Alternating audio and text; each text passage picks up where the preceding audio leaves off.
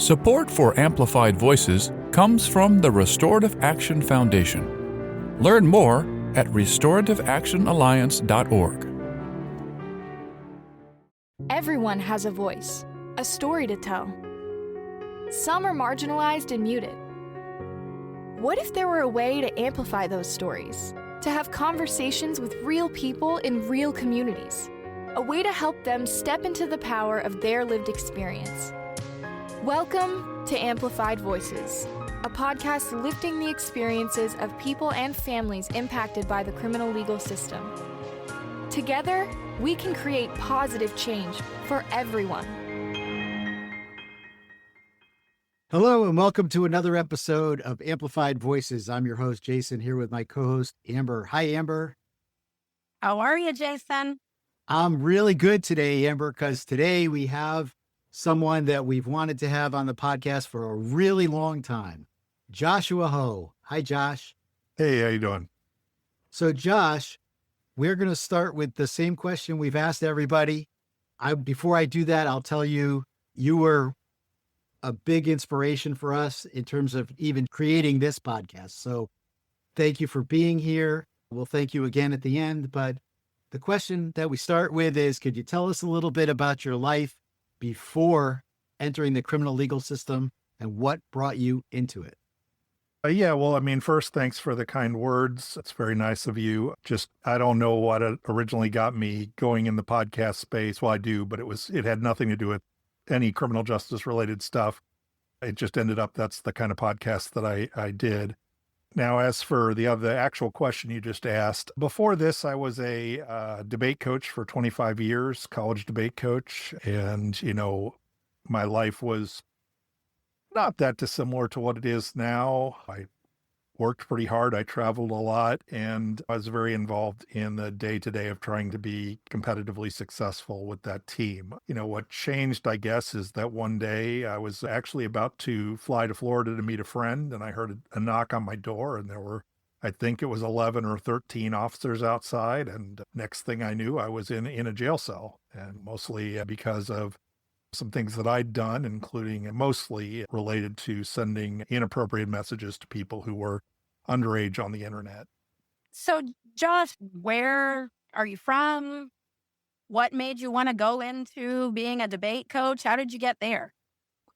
I lived all over the country. I was born in New York City. I've lived in Tennessee, Oklahoma, Texas, Arizona, all kinds of places over the time of my life. I ended up being a debate coach because I was a very good high school and college debater. I ultimately won one of the college national championships in 1990. I thought I was going to go into some kind of security service or foreign service because that's what all my educational background was in.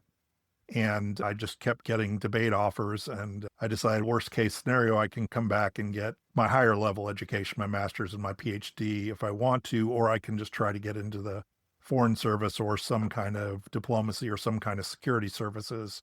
And I just never stopped being a debate coach. I liked it enough that I kept doing it for 25 years. Where was your home base? You say you traveled all over, but what was home?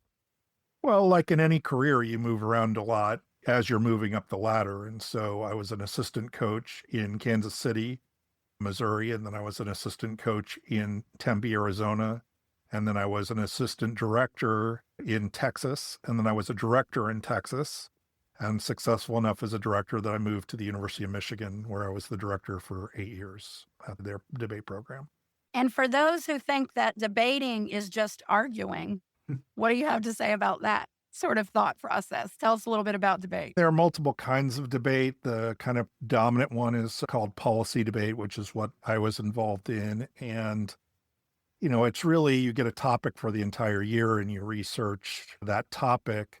Every team, which is 2 people, goes and researches and finds an example of that topic that they want to defend for the entire year. So like the year that I won the national championship, our affirmative case was about the United States taking global warming seriously, which is ironic given that it's 2025 and we still haven't taken it seriously. And that was 1990. The year after that, when I was a senior, we did a case. Our case was about the drug war. You spend the whole year researching, and you research you're trying to continue to make it so that you'll continue to win on the affirmative against everything that everyone's going to argue against you. And then you also have to answer all the different cases that exist for other schools and other teams. So it's very research intensive. We didn't have the internet back then, so we had to physically go to libraries. And sometimes we'd go to multiple libraries across the state every single week. And I'd say I probably worked 80 hours a week easily on debate, probably more. And then you also had Wow. school, and then you also had travel because you travel for debate around the country. I think it got a little easier with the internet and with technology, because it's like when you said when I was a kid, I had to walk upstairs, both ways through the snow and whatever.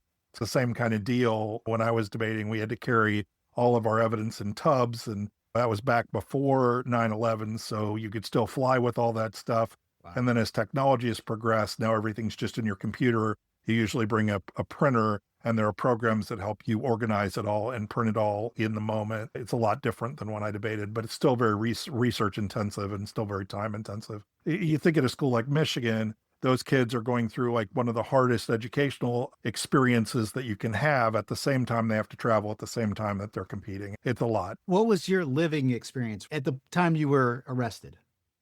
Oh, I was living in an apartment. Yeah. And then the 13 people show up for you. Can you talk a little bit about that experience and what was going on in your brain? You tell yourself a million times that what you're doing is maybe immoral, but not illegal. And then you find out it actually is illegal. I'd never even had a parking ticket at that point, really. And all of a sudden there's like a task force outside my door. I think I was 42 at the time. And then, it was a pretty crazy day. I didn't really know what to do or what to say. And you learn a lot, obviously, when you do time. But I did a lot of dumb things. When I first got to the jail and they ask you the screening questions, they were like, how are you feeling? I'm like, I'm a little down. And next thing I know, I'm in a BAM suit in a psych ward for 3 days before I bailed out. So, I sort of saw the worst end of a lot of things, both when I first got arrested and then after I got sentenced. I kind of went back to one of the worst jails in Michigan. And so I was able to see a lot of the really bad end of jail. It was a bad day. It certainly was a bad day. I remember when I finally bailed out, walking home, and one of the reporters from Detroit had driven all the way to Ann Arbor, which is where I lived at that time, and was following me in a van as I walked home. I was like, oh, that's great. I didn't have my car because of, it was just a crazy set of circumstances. And I was literally walking home from the jail with the press following me. So did the press sensationalize it because you were involved, you were at a university in a setting and that sort of thing? Yeah, I mean, they basically saw it as an opportunity to go after the university and an opportunity to go after what I was a fairly middle-high administrator. So I was fired. I was allowed to come in with an assistant dean of students, and he walked through my office with me as I picked up my stuff and left. So you were fired before any resolution. I was fired within days. Yeah. You were fired immediately. There's been a recent thing at the University of Michigan where the football coach got fired and arrested. He was having an extramarital affair, and when he got fired, he went, at least allegedly, went to the person he was having an affair with, who I guess had turned him in to some extent, and broke into her apartment, and that wasn't good at all. But I'm probably the only person in the world who understood to some extent his mind space, because I had been a coach at the University of Michigan who'd gone through a somewhat similar thing. And so I was actually trying to reach out to people at the time to connect us, because I thought at the very least I might be able to give him some hope or some words of wisdom or something like that, having gone through what he was going through at that time. I don't know there's many other people who've ever gone through that at that level. He got a lot more scrutiny than I did, because football's a lot bigger than debate. But. And so you said, you referred to something different. People might have different perspectives. You had said that you had sort of rationalized what I'm doing. Yeah, I might know it's not really that moral, but I didn't think it was illegal. Can you expound upon that a little bit? Yeah, I came to a totally different conclusion after the fact. This was before the fact. Sure. I don't want it to make it sound like I'm making excuses for what I did or anything like that. I'm just saying that previous to me being arrested, I was telling myself that it was just free speech and I was just saying things on the internet. And that while all the stuff that I was saying and sending was stuff that anyone could get commercially and whatever. And obviously it was delusional. I'm not saying that it was the smartest moment in my life, but that's what I was telling myself. So then what happens on your journey? Where you say you walked home, were you out for a while before you were incarcerated? Yeah, I was out for, I think it was 5 or 6 months, something like that. I had luckily had money saved up to some extent and I could continue to live or whatever. And so I spent a lot of time at bookstores reading, a lot of time going to coffee houses, anywhere I could go and just feel somewhat normal or like I was doing something that I would normally be doing. And I was trying to learn as much as I could about what I was about to face and what I might want to do next with my life. And none of the things that I actually was working on turned out to be things that I actually did. But it was important, I think, to keep my brain operating and to at least have myself invested in some kind of positive future. So I think that's what I was really just trying to do, was every day trying to make that day somewhere where I knew bad things were coming, but maybe there was hope for a future. I think I was trying to learn everything I could learn about like the internet and how to build websites and how to do all kinds of stuff like that. And I've never done any of that stuff since. Just anything I could come up with that might seem like a plausible career path. And of course, I wasn't really thinking that they might sanction me on like the internet and stuff like that. We were in kind of the second wave of Facebook. I was one of the early adopters at Facebook. If you've watched the movie, you see when it expands to a bunch of universities. I was actually part of that and was pretty active on Facebook at that time. I used to have a very large Facebook account until this happened, to be honest with you. Wow. It's funny that you say that because like most people's experience that weren't involved in like academia or whatever was like, oh, that's that thing that the college kids used. So that's really interesting. Tell us a little bit about family, friends, colleagues, how this sort of impacted those types of relationships. I mean, my family was mostly supportive, not supportive like they didn't think I'd done something good. They just weren't, they didn't kick me to the curb, which is great. And they helped me throughout. I'd say probably about 90% of my friends disappeared, some of them quite demonstrably disappeared. And then there were about 10% that stuck with me are still friends. You feel like the world has fallen on you, and then everyone you hoped would be there if the world ever fell on you is gone, and you're still trying to make it work. And it's definitely hard. I was lucky that I'd gone through some things before in my life that made me a little bit more resilient, maybe. Things I struggled with addiction in college a little bit, a lot of it. And I had a rough upbringing, things like that. I come across as somewhat academic. I didn't grow up that way necessarily, although my parents were very smart about getting me good education and stuff like that. Especially when I was younger, we were not exactly wealthy. I'd seen some hardships throughout my life. I'd been through some stuff. I'd even been essentially disowned by my parents at one point because of drugs. And so I bounced back from things like this before, not this serious, but I at least knew it was possible. You can be addicted to a lot of different things throughout your life and things move left to right. I mean, if I was going to say I was addicted to something, it's probably basketball shoes. I have a gigantic basketball shoe collection. I'm what they call a sneakerhead. Luckily, I'm pretty sure you can't get in too much trouble from shoes, knock wood. But I mean, I played basketball in high school, not very well, but I did. And played pretty much my whole life. I even coached and played in prison. So basketball is a big part of my life. All right. All right. So you're trying to be forward thinking, right? As you're in this period of time between knowing that this is probably going to turn out with you serving some time. Was that what you were thinking? Or were you thinking maybe I might be able to have a different outcome? I knew I was going to serve some time probably, just from what was being told to me by my lawyer, etc. Now, originally, I thought I was going to spend 10 months in county, do a 5-year probation, and then obviously be on the registry. But for 25 years, that's what Michigan's registry was at that time. I went to court, and the judge threw out my plea bargain and sentenced me to 1 to 7 years in prison. And I had no idea, A, that was possible, and B, that was going to happen. And so that was a pretty shocking day. Now, my attorney, who will remain nameless and is not my favorite person in the world, came back to the cell afterwards. And I'm like, part of me is like, why the hell didn't you tell me that was possible? But he was kind of like, oh, don't worry about it. You've got a 1 to 7. That's only a few months more that the 1 to what you were going to get in jail. And what he didn't tell me is that in the state of Michigan, although they won't tell you this officially, but it's just factually true, until you've gotten into the sex offense program in prison, you're not going to get out. You're not going to get a parole. Wait, you hit us with a lot. So let me go back a second. So you had a deal, I had a deal. and then you went in front of the judge, and the judge said, I don't care. Judge said, I don't care. Okay, so I think that this is a really interesting part of the story. Again, thinking about people who, like yourself, before this encounter, have had no interaction with the criminal legal system.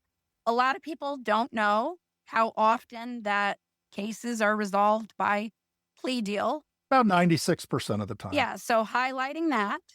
And then those that do know that would never think that you could have a plea deal, have worked it all out, go into a court and have a judge throw it out. And again, hindsight for folks who go through the system tends to be pretty clear, but while you're in it, you're just trying to figure out what to do moment by moment. So you seem like a person and have told us that like you researched, right? You're a person that does research. You were trying to be very prepared. You were trying to do all the things.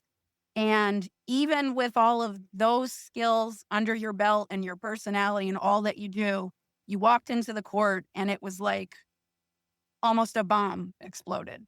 Am I characterizing that correctly?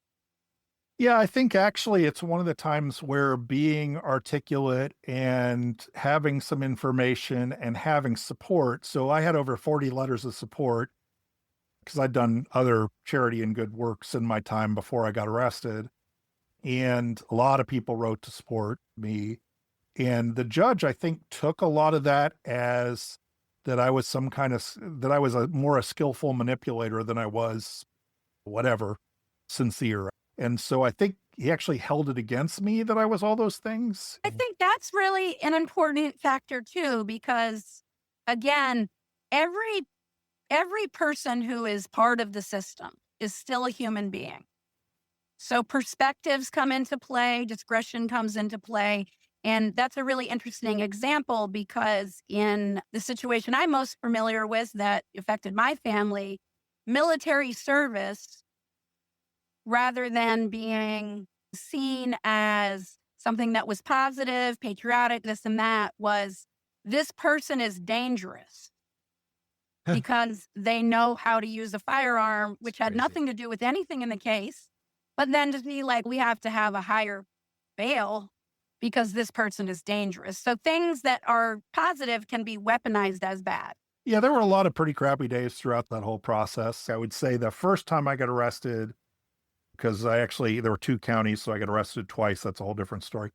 Actually, within a week of each other. Were they not talking to each other? They did it because they could do it. I don't think they really cared. But the first time was probably the worst day. Really, I would say after sentencing and going to the Macomb County Jail was probably the second worst day. It's the combination of the two, I think, the sentencing where he threw out my plea and just how god-awful quarantine was at the Macomb County Jail. Now, to understand the Macomb County Jail, in the 2 years that was, including when I was there and before, I think 23 people had died in that facility. There was a black mold problem. You walk in and you're in the holding cell, and the holding cell has fecal matter all over the walls. And if you wanted to use the toilet, you couldn't. It's just jammed with stuff, and you're there for like 10 hours. And everyone in there is like the cast of characters from some kind of the Suicide Squad. I remember the first day when you get to prison and they take you to quarantine and you're in this line of people and all of us have to strip off our clothes and get inspected, basically. That's a pretty weird day too. There's lots of weird days. Of course, at the time I was thinking, at least I'm not the guy who has to do that job. I'm only going through this for 5 minutes. Now, do you think the fact that you were educated, that you were a debater, that you do the research. Did that hurt or help you in that environment? I did surprisingly well in jail and prison.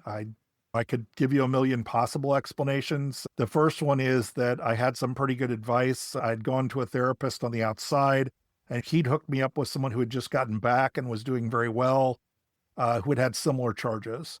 And he really gave me the 411 on what I should expect and how I should act. And the advice he gave me was really good. And I think most people probably know most of it. It's just stuff like don't talk, listen, learn all the unwritten rules before you do anything. Don't try to make friends. Eventually you'll find the people who are the right people. Everyone's going to be trying to come at you early, so don't seem eager. Don't try to be anything you're not. I'm not a badass fighting gangster type, so I wasn't going to act like one. A lot of people go in and think that's what they're supposed to do. I think it's terrible advice. I actually did, very well both in jail and prison. I can't really explain why, because I was a 42-year-old white guy in a sex offense, so the odds were pretty low that I would do well, but I did. I would even say that I was pretty well liked in prison, to be honest with you. What surprised you most? I know there were a lot of surprises, but if you could think about in the early days, what surprised you most? What surprised me most about prison? I think it was a little bit shocking because so when I started out, I was in a level 2, which isn't too bad. It's 2-man cells. But then after 4 months, I got moved to level 1s, which is the lowest security level, but also the most dangerous, which I can explain later. But those are 140 person pole barns. And just how easy it is for everyone to get to everyone and how violent those places were. I think that was pretty shocking. I don't like to do prison porn or violence porn. Right. But I was in 2 of the more violent prisons in Michigan, and it was pretty crazy. And what is the difference between jail and prison for those who don't know? Jail is usually county, and if you're sentenced to a year or less, or you're awaiting trial, you're in jail. And once you get sentenced, if you're sentenced to a year or less, you'll stay in jail. Or if you're fighting your case, a lot of times you'll stay in jail.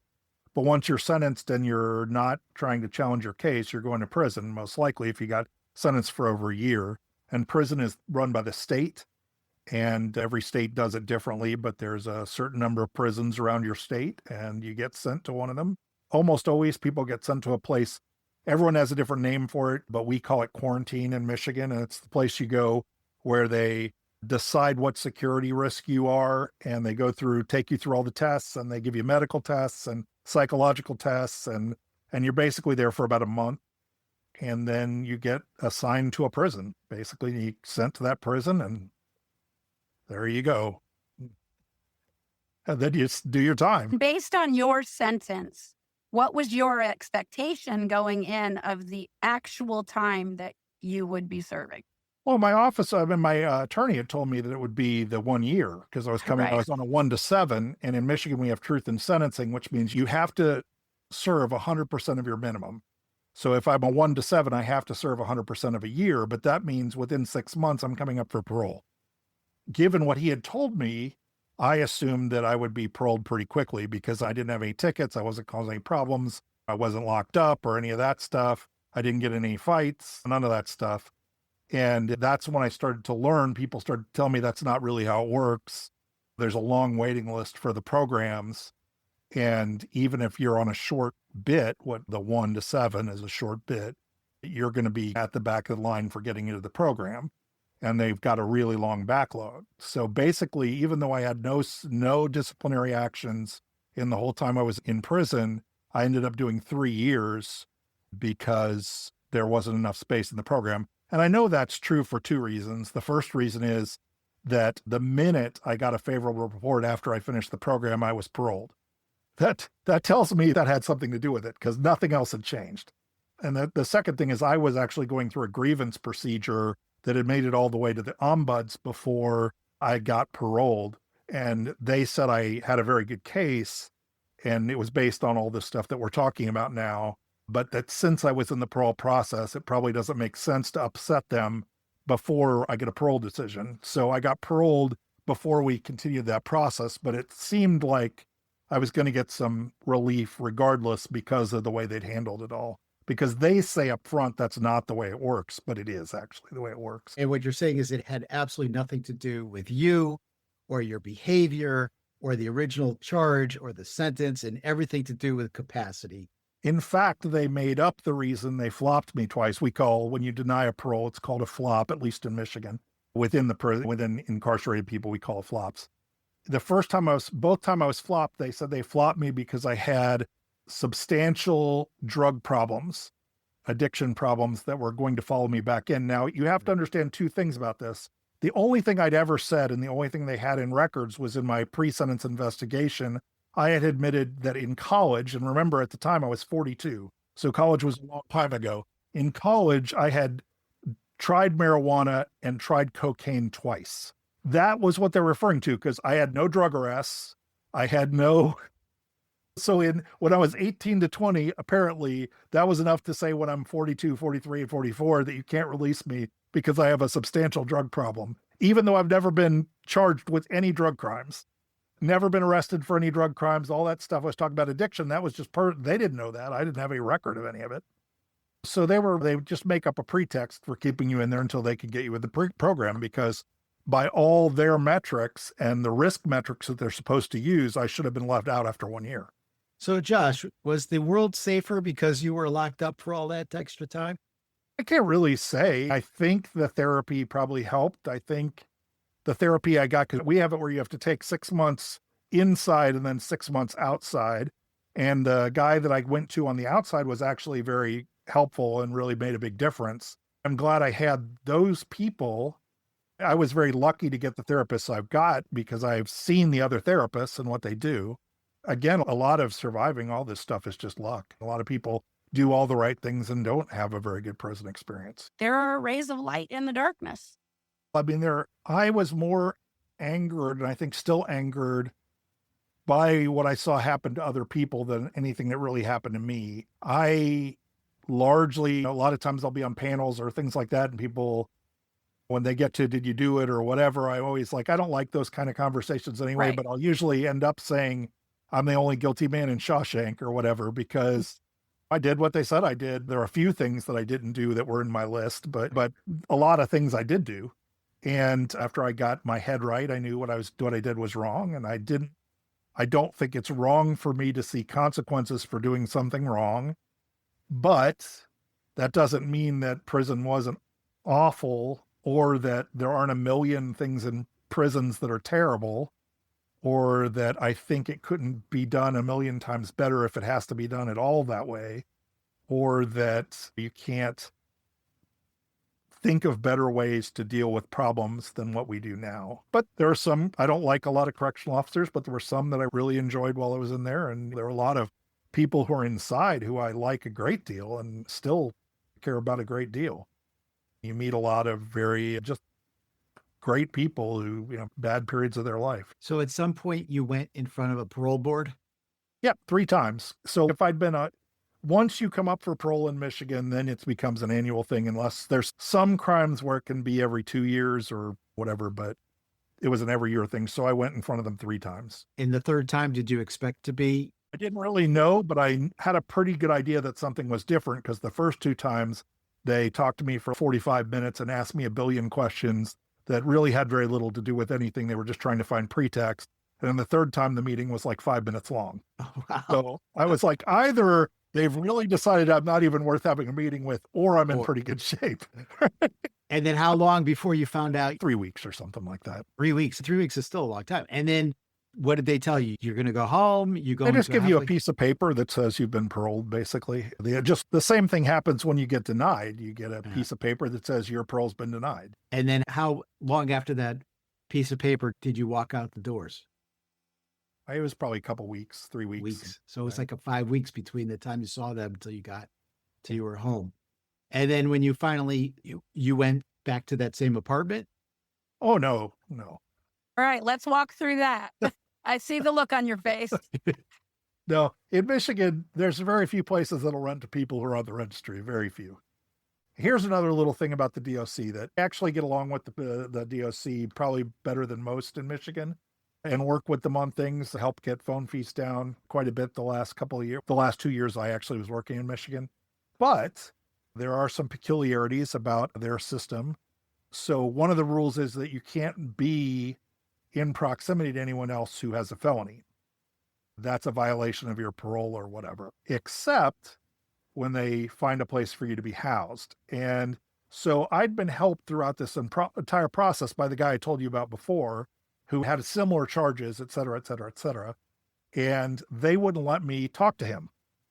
Luckily, he had worked with my parents to find one of the only landlords that does allow people to live there. And he had more or less what you'd consider halfway houses. Everybody has their own room, but the kitchen and the bathrooms are shared. And, not the nicest place in the world, but it's a place. And so I lived there. I actually lived there for 7 years. And so that's where I didn't ever live back in a normal apartment again until. So I'm sorry, but you had a room in a house and it was shared. There was no like staff there. It was just the people that lived there. And they were all formerly incarcerated people, a lot of people with different kinds of problems, some people on the registry, some people not. And you were reporting to a parole officer. But not it had to be approved. The parole place had a relationship with that landlord. So it was approved, but everyone who lived there was formerly incarcerated, felon, etc. So they have this rule that you can't meet anyone. And I couldn't meet with the person who has actually been keeping me on the straight and narrow, making sure I was doing the right things, I couldn't talk to him, even though he's fully successful, remarried, has a business, all that stuff. But I could live in a house with 6 other recently released people who are struggling at different levels, some of whom got rearrested for crack, some of whom got rearrested for prostitution, some of them who, the logic is a little bit. Before you were sentenced and the time that you were in prison, what did you know about what it meant to live on a sex offense registry? Well, not a lot. I actually had to register before I went to prison, right after I got sentenced. I think maybe before that. It might have been right when I got paroled, but it was somewhere in there. So I'd been on the registry for a while, at least 6 months-ish before I went to jail or prison. I learned as much as I could. Like I said, the guy who was mentoring me was also in that situation. So I had some understanding of how all that worked. And then I had been connected with the person at the ACLU who actually is Miriam, who's been in charge of the Jones versus Snyder and all that stuff. And all she said is, you should plea bargain your way out of it. You don't want to be on that thing. Yeah. And I was like, that'd be great, but it doesn't seem to be an option for me. And we've stayed friends. We're still friends. Yeah. So you definitely have learned. How did it hit you right away? It must have, because then you were in this living situation and that whole address is on the registry and you're dealing with that. Yeah, and also I was still on parole, which in Michigan for people on sex offenses is pretty onerous. I was only allowed out 5 hours a day from, I think it's 8 in the morning till 3 in the afternoon, something like that. And only on Monday through Friday. So I had to be in the house all weekend, 24 hours a day. Is that because of parole or because you were on the registry? No, that's parole. So there are parole rules and there are sex offense and there's registry rules. Yeah. The parole rules for people who have sex offenses are very onerous in Michigan. I had to get permission for pretty much everything I did at some level or another.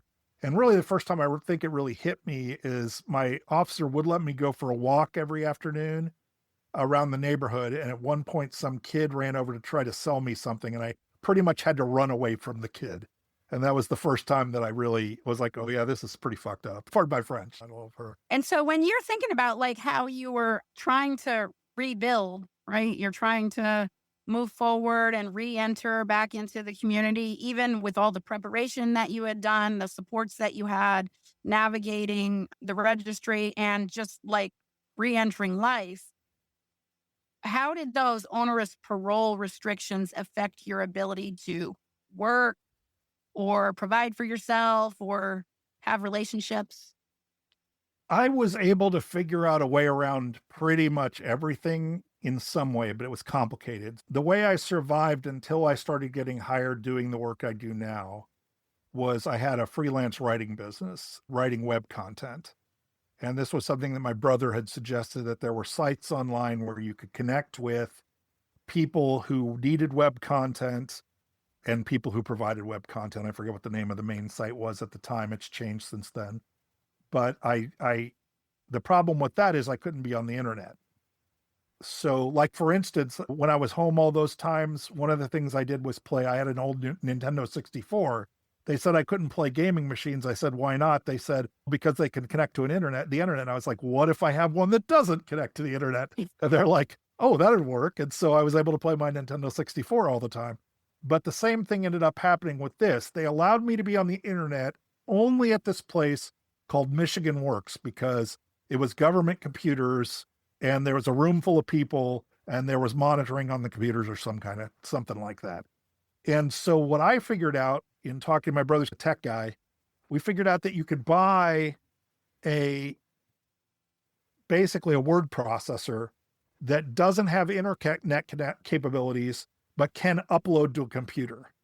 And so I would get the jobs while I was at Michigan Works, and then I would do the work at home on the word processor. And then the next day at Michigan Works, I would upload all the stuff that I'd get paid for, basically. And so, like, most everything I did, I'd just try to find a workaround and get it approved by my officer. And do you think that you were able to do that because you were in that mindset of problem solving?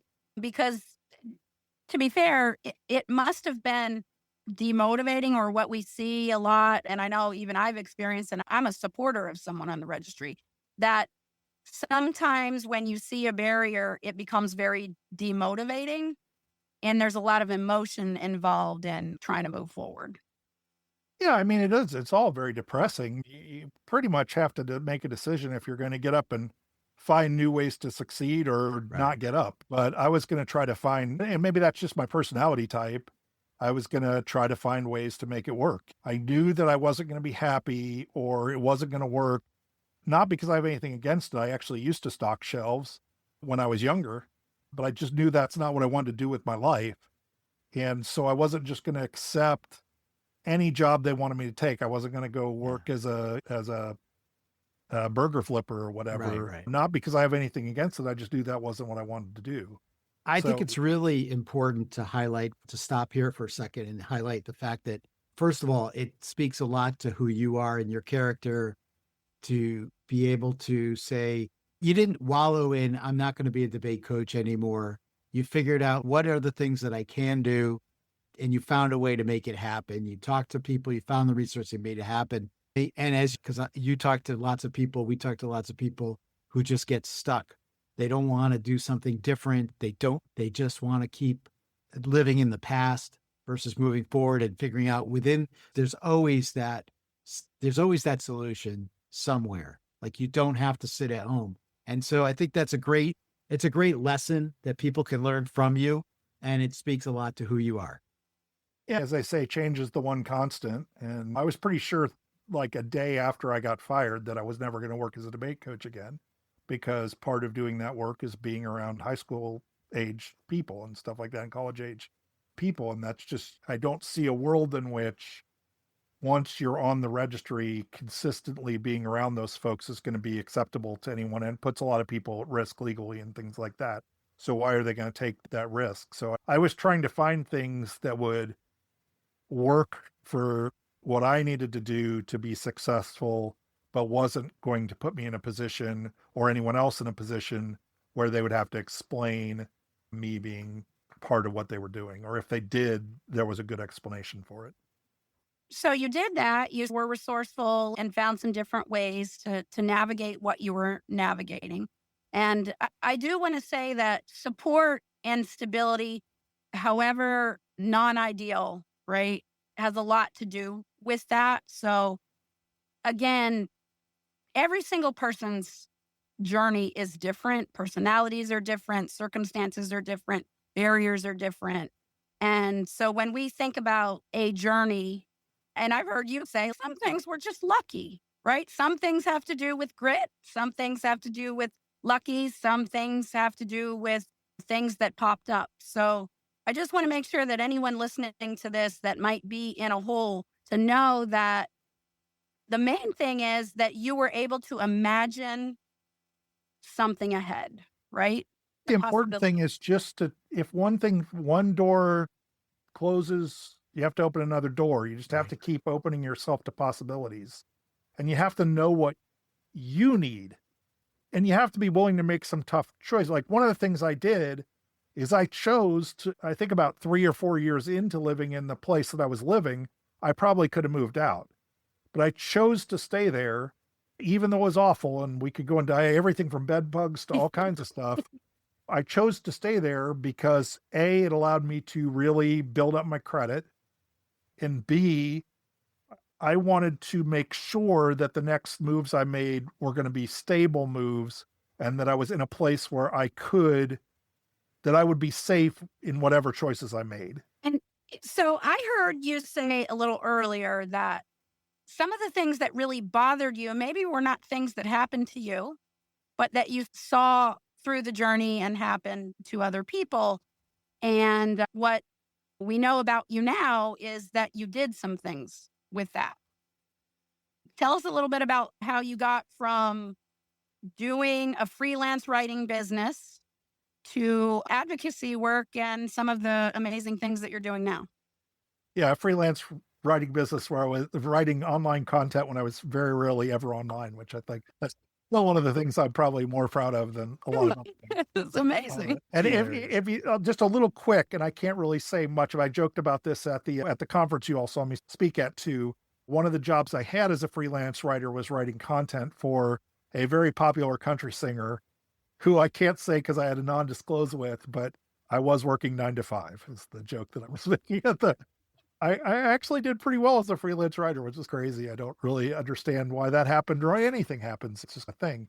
But really, again, I think leaving myself open to possibilities and always trying to move forward within the doors that get open for me was really a lot of it. I think the short form is that I was volunteering at a place that did criminal justice reform work. I wasn't getting paid to do it or anything like that. I was just helping them out. I think I was helping write their newsletter. And one day the person who was running that organization put her head out the door and said, "Hey, there's this conference in DC. I can't go. Do you want to go for me?" And I was like, "Sure." Because this was after, I think this was right after I was off paper. And because before then I couldn't travel. And my parole agent was not she was not the kind of person who was going to approve me to travel to DC or something like that. And I said, "Sure." And that's really where it all started. I went to this conference and I said in my head that the two things that I was sure were going to happen when I was at the conference are I was going to find a way for everyone to know who I was. And second, I was going to make sure I met every single person at the conference. And I pretty much did both of those things. I did this weird thing where I figured out that I could position myself to be it was a big conference and a lot of big people were there. And I could position myself to be the first question at every single panel. And it got so normal that people were just coming to me at the beginning. And I went to the second that same conference happened the next year. And at the beginning, there was a joke. They would just come to me the first time every time. And the question, now that would only work if the questions were good, right? So Right. I asked really good questions. And then that got everybody interested in talking to me. And then I did meet everyone at the conference and I got several opportunities out of that. That was also when I started being active on social media. And I think the combination of that and my first organizing campaign that I did in social media a long time ago, there was a government shutdown and the Federal Correctional Officers Union had gone crazy about how they weren't getting paid, but people inside were getting their Christmas meals or holiday meals. I remember. And so I organized a campaign that ultimately got a whole bunch of people, everyone from Alice Marie Johnson to a lot of people joining in.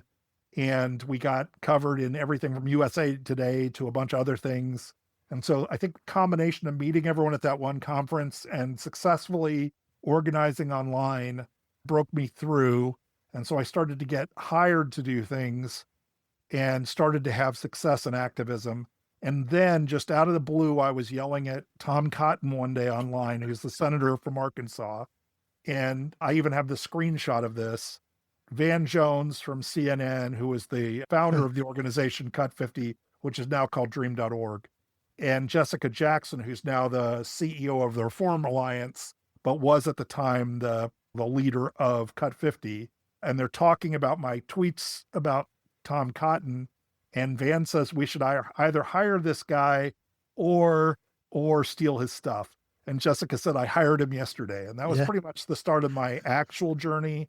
in legislative work and messaging. And I worked there as a consultant for a couple of years through the whole First Step Act, which is a bill that passed in 2018. And I think now over 44,000 people have come home as a result of that bill. Excellent. And then I've been part of, I think it's now 32 pieces of legislation that have passed.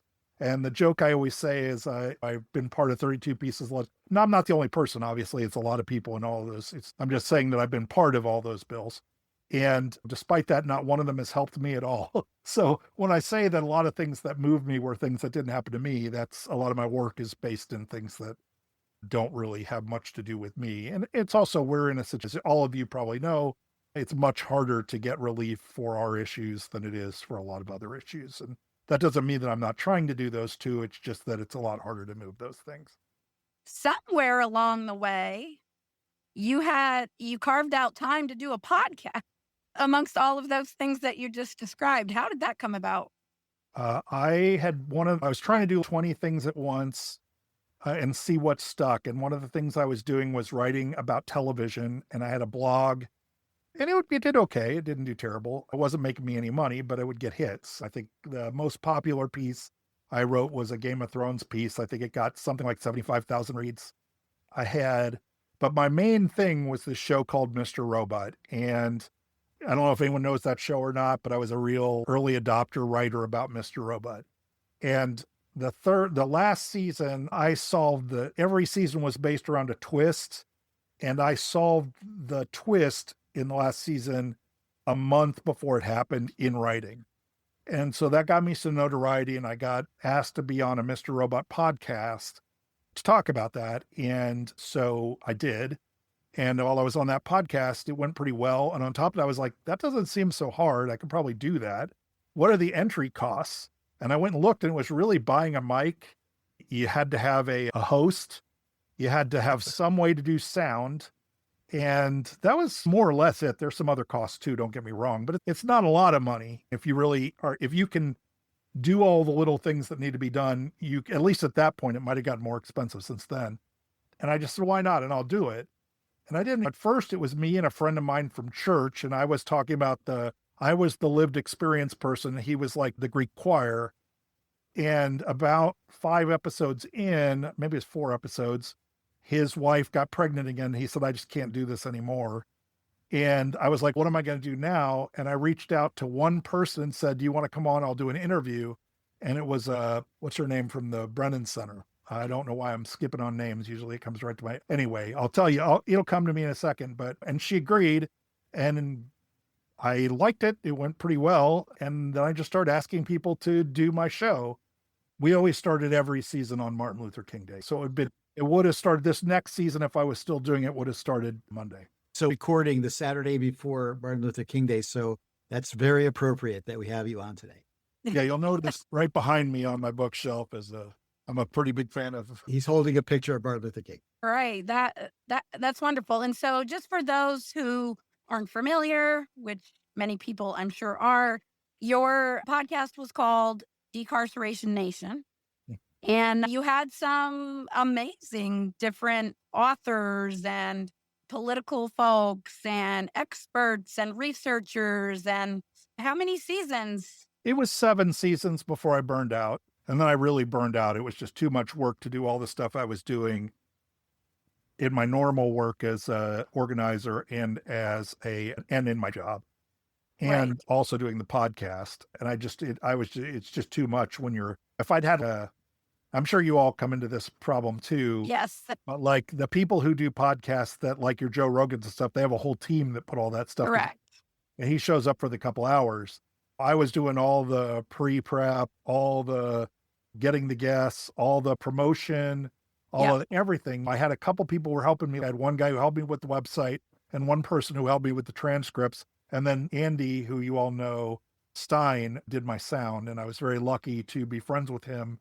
And he did a great job on my sound for most of the time wanting to kill me because I don't know much about tech. And so a lot of times it was very hard for him to explain to me the things that he wanted me to do. And that would drive him a little crazy. But aside from that, it was a one person show, and I did it for 7 years. That's Andy from Registry Matters, who has his own podcast. Yes. his podcast was going at the same time mine was for the most part. All right. And so we are approaching the end of our time with you, and we're not going to go to our last question yet. But when you're thinking about like the That's a journey, teaser right there. that's a teaser. When you're thinking about like from the release, from the freelance writing, moving into your advocacy work, what really stands out to you as some special moments in that advocacy journey? I know you often talk very fondly about the First Step Act and that process. Was that a highlight? Yeah, sure. There was a point at which it was almost time for the Senate vote, and Tom Cotton, oddly enough, Tom Cotton again, had put forth a bunch of amendments, and they were on the floor. And I actually had C-SPAN, so I was watching it on C-SPAN. And Dick Durbin got up and read the answers that me and a guy named Alex had written to his amendments. He was literally, to go from being in prison, I was literally living in a halfway house, sitting on a bed. Like I said, we had bed bug problems, we had all kinds of stuff. And someone who is as powerful as a U.S. senator is on the floor of the Senate reading things that I'd written on the floor of the Senate, and we won. That was you really can have power from wherever you are. And I think a lot of times we forget or don't realize that we do have power. It goes back to your ability to research and communicate and the debate and all that stuff. You talked about being at that conference and meeting everybody. That's your core skill set. And so I have a question before we get towards that final question, Amber. My question is, if you were recording Decarceration Nation now, like coming up now, I imagine you'd probably would be talking about what's happening with ICE. Do you have any thoughts you want to share?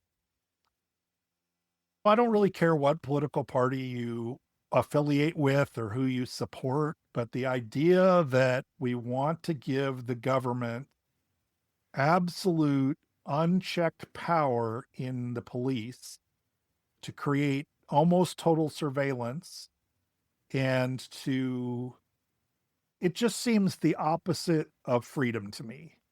It just seems to me that if you started your journey saying that having the government out of my life is good, and now you're supporting this, I really don't understand where you're coming from, because what they're doing is terrible, and it is the opposite of freedom, and it is dangerous on a hourly basis. We're seeing terrible things happening in Minnesota, across the country, where people are just, for instance, driving home, and because ICE misinterprets what they're doing, they threw flashbang grenades in a car window where there's a baby in the back of the car. Now, I went to prison for sending messages to underage people on the internet. They're throwing grenades in a car with children. I did 3 years of time for that's Right. a crime to me. Right. Like that's incomprehensible to me. They're putting young people at risk for what did that accomplish? What does this accomplish? What are they doing? All they're doing is trying to make it so they have absolute power and nobody has the guts to say no to them. And I think it's very important that we have the guts to say no. And from my perspective, I'm not saying I'm out there like rushing at ICE or anything like that, but at the same time, I'm not going to step down from those. What are they going to do? Worst case, they put me back in prison. I've been to prison. I'm not scared of that. I had more freedom in prison than the way they're treating people right now. And that's just, it's not okay. It's not what this country's supposed to be about. All right. Thank you. Amber, do you want to ask your final question? Yeah. So first, Josh, thank you so much for coming on and speaking with us today. I know for certain that we could talk to you for hours and have so much to go over and talk about. What I do want to ask you, though, is if you had one piece of advice for someone who was embarking on a similar journey to your own, which every journey is different, but a similar sort of perspective or story, what might that be? I think you probably heard me say this at the end of the speech that I gave not so long ago, but I think that hustle, and for those of you, anyone listening who's done time, hustle just means the willingness to constantly put yourself out there and try to make things happen for yourself is much more important than talent. No matter what level of talent, you have to put the effort in to create opportunities for yourself. And that doesn't mean everything's going to work out or that everything's going to be rosy or whatever. But if you don't do that, the only way you're going to succeed is through blind luck. And so I guess that I'd say there are two things. The first thing is you have to walk into every room like you belong there and not walk in like you're ashamed and not walk in like, even if they try to make you ashamed, you got to walk in there like that's your room. And the second thing is you always have to be hustling all the time. You have to be pushing to try to create opportunities for yourself. And I'm not saying be rude to people or anything like that. I'm saying you just have to always be trying to find new ways to move what you're doing forward, to find opportunities, to open doors, to open windows. And I think there's so many people in our situation who've done that and no one ever hears about it, because there's a lot of people who are on the registry who have been employed for a long time. And that's because they kept on trying until they found the thing that they can. And it's easy to get disappointed. It's easy to get depressed. I get depressed, but you still got to find ways to pick yourself back up and get out there. And that's no shade on anyone who isn't doing that. I get it. It's very depressing. It's very scary. A lot of times you're like, why do I even bother? But there are reasons to get up and there are things that can happen for you. And there is a life you can have. You just have to keep pushing things until you find that life. All right, Josh, thank you. We appreciate your insights and sharing your experience here on Amplified Voices. And are there any things that you want to promote to make sure that we get in the show notes, organization, or a website address or contact info, whatever it is that you feel you might want to share before we say goodbye? I mean, our model at Dream, I work at a place called dream.org, and our model is always to build from the grassroots up. And we train people every year at a cohort so that they know all the stuff that we know. And we mentor folks and try to bring them along, because our goal is to have 1 million people like me out in the world, not just me. And so every year you need to pay attention to our website and wait for the cohort application to come up. And yes, we have had plenty of people on the registry in the cohort. Obviously, I teach at the cohort and I'm on the registry. That's not to say they accept everyone. It's a long process. You have to go through a lot of interviews. A decent amount of people make it every year. It's a really good program. And at the end of it, you come out with a lot of skills that you wouldn't otherwise have access to from people who do real organizing and campaign and legislative work on a day-to-day basis. So I couldn't give a bigger thumbs up to that part of my organization's work. All right. And that's dream.org. Is that correct? Yep. All right. So speaking of dream, it's been a dream of ours to have you on our podcast for the longest time. We appreciate you coming and talking with us today, sharing so generously of your story. It's inspirational for me. It's inspirational, going to be inspirational for others. And continue to be. I know it has been and will continue to be for others. And I learned about your sneaker collection today. So that was cool. And with that, we're going to say thank you very much. And until next time, Amber. We'll see you next time.